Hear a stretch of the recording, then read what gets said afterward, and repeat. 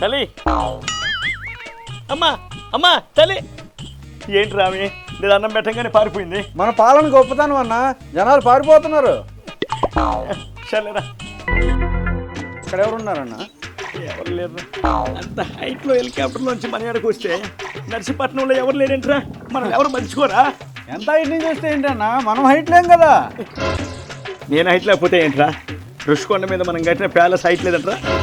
అంటే అదంతా హైట్లో ఉంది కాబట్టి మన పార్టీ పడిపోయింది. 11కా నర్సీపట్నం సెంటర్లో అడుగు పెట్టబోతున్నాను రా. పెట్టు, అప్పుడు తెలుస్తుంది. ఏరా నిన్ను సెంటర్ చేసి అడ్డుకోవడానికి నీ భాషలో చెప్పాలంటే సిద్ధంగా ఉన్నారు. ఎందుకురా? నువ్వు కట్టిన హాస్పిటల్ గురించి మాట్లాడడానికి వెళ్తున్నావు కదా, దాంట్లో నీ కాలుకో చేతుకో పట్టి కట్టద్దు.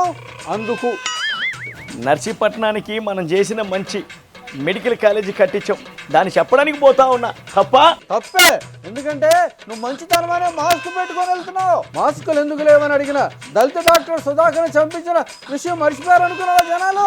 అరే ఉండరా, అది ఇప్పుడు ఎందుకు గుర్తు చేస్తావు? ఇప్పుడు నా పరిస్థితి రా. ఏముంది, నీ ఫేవరెట్ హీరో బాలయ్య స్టైల్లో చెప్పాలంటే దాబిడి దిబిడే. నేను పోతా.